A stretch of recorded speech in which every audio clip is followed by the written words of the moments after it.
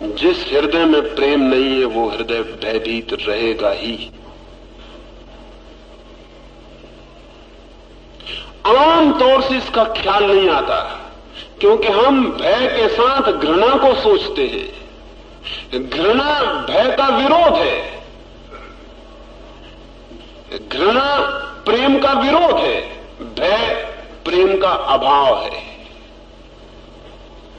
तो हम कभी भय के साथ प्रेम को सोचते नहीं, दोनों को एक साथ। जिस हृदय में प्रेम नहीं वो भयभीत होगा।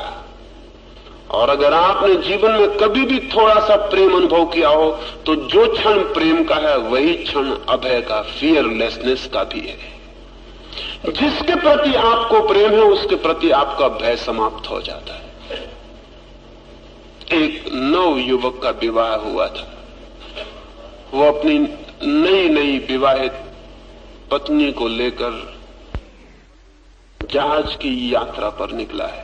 पुरानी जहाज है, पुराने दिनों की बात है। तूफान आ गया है और जहाज कपने लगा है।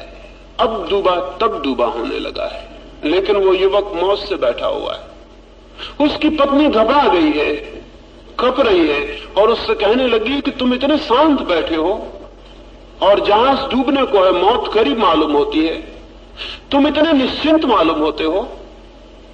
वो युवक हंस रहा है। उसने अपनी म्यान से तलवार बाहर निकाल ली और उस युवती के कंधे पर रख दी है, गले पर, अपनी पत्नी के। पर वो पत्नी हंस रही है। वो युवक कहने लगा कि मेरे हाथ में तलवार है, तुम्हारे गर्दन पे नंगी तलवार रखी हूं, फिर भी तुम हंस रही हो।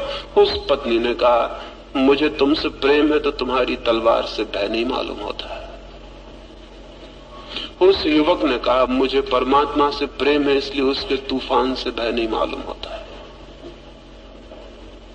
जहां प्रेम है वहां भय की कोई संभावना नहीं है।